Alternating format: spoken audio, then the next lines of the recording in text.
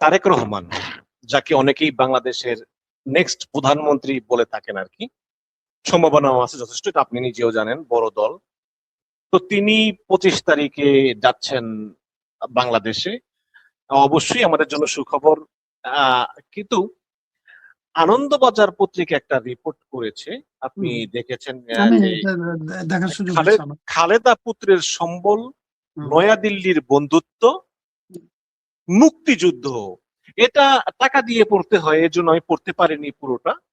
কিন্তু আমি শুনেছি যে এর ভিতরে মানে যেতটুকু বোঝা যায় আর কি হেডলাইন করে, যে খালেদা পুত্র তারেক রহমানের সম্বল, নয়াদিল্লির বন্ধুত্ব।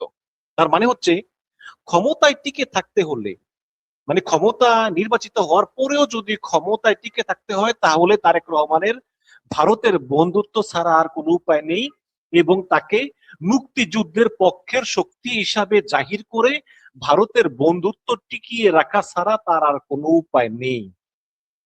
আপনি কিভাবে দেখছেন? তার মানে কি বিএনপি কে ভারতের দালালি করেই টিকে থাকতে হবে?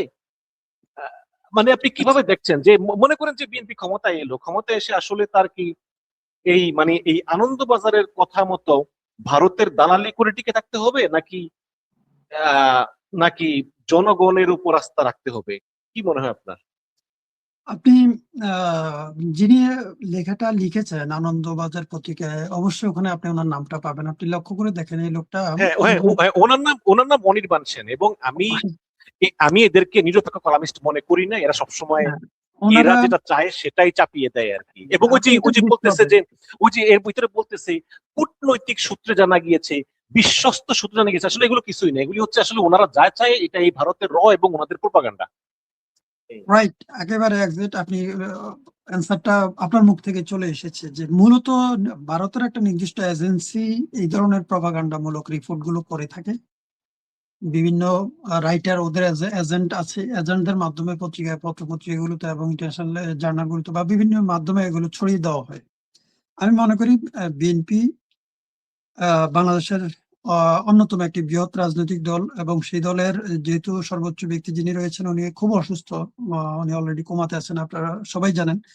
তো ওনারা বর্তমানে ওনার অসুস্থতার এই অবস্থায় ওনার দলকে রুল করছেন মূলত সর্বোচ্চ ব্যক্তি হিসেবে ওনার ছেলে। তো সেক্ষেত্রে তারেক ভাই যথেষ্ট পরিমাণ ম্যাচিউর আচরণ করছেন, আমি লক্ষ্য করছি যে, এবং ওনাকে আনন্দবাজার পত্রিকায় যে রিপোর্টটা প্রকাশ করছে এটা মূলত আমি মনে করি এটা উদ্দেশ্যমূলক। এটা একটা দলকে জড়িয়ে, একটা দলকে ভারতের কোলে নেওয়ার জন্য, বা প্রতিবেশী রাষ্ট্রের কোলে নেওয়ার জন্য এই ধরনের প্রপাগান্ডামূলক তথ্য দিতে পারে, বিভ্রান্তি ছড়ানোর জন্য। আমি মনে করি এগুলো থেকে আনন্দবাজার কে আর একটু সচেতন হওয়া দরকার, আর একটু সচেতনতার সহিত ওনাদের রিপোর্ট গুলো প্রকাশ করা দরকার, নিউজ গুলো প্রকাশ করা দরকার। কারণ এই দলটা বাংলাদেশের একটা বৃহৎ যে বাংলাদেশের বৃহৎ 3টা রাজনৈতিক দল, তার মধ্যে একটা বৃহৎ রাজনৈতিক দলের প্রতিনিধিত্ব, জনগণের প্রতিনিধিত্ব এই দলটা করে থাকে। অতএব কথা বলার ক্ষেত্রে বা লিখনের ক্ষেত্রে ওনাদেরকে সচেতন হওয়া দরকার। আর স্বাধীনতার পক্ষে বিপক্ষে এটা আমাদের অলরেডি বহু আগে প্রমাণিত হয়ে গিয়েছে। আমরা 24-এর পরিবর্তনের মাধ্যমে আমরা প্রমাণ করে দিয়েছি আমরা সবাই স্বাধীনের পক্ষে শক্তি। এখন আর স্বাধীনের বিপক্ষে শক্তি বলতে বাংলাদেশে কিছু আছে বলে মনে করি না। যারা বাংলাদেশে আজকে অরাজকতা তৈরি করতে চায়, আগামী নির্বাচন সুষ্ঠুভাবে হতে দেবে না এবং আগামী সরকারকে সুষ্ঠুভাবে রাষ্ট্র পরিচালনা করার সুযোগ থেকে বঞ্চিত করার চেষ্টা করবে, তারাই মূলত এখনকার আমরা মনে করি স্বাধীনতার বিপক্ষে শক্তি। এর বাইরে বাংলাদেশে আর কোনো স্বাধীনতার বিপক্ষে শক্তি আছে বলে আমার মনে হয় না। জনগণ এটা স্পষ্ট বার্তা দিয়েছে 24-এর পট পরিবর্তনের মাধ্যমে। সেক্ষেত্রে বিএনপি সহ অপরাপর আরো অনেক দলই রয়েছে, তারা 24-এর আন্দোলনে ব্যাপক ভূমিকা রেখেছে। সর্বপ্রথম কাতারে যে 3-4টা দল ছিল, তার মধ্যে জামাত ইসলামী, বিএনপি এবং আরো বেশ বেশ কয়েকটা দল, তারা খুব ভালো ভূমিকা রেখেছে ফ্যাসিস্টের বিদায়ের ক্ষেত্রে, ফ্যাসিস্ট উৎখাতের ক্ষেত্রে।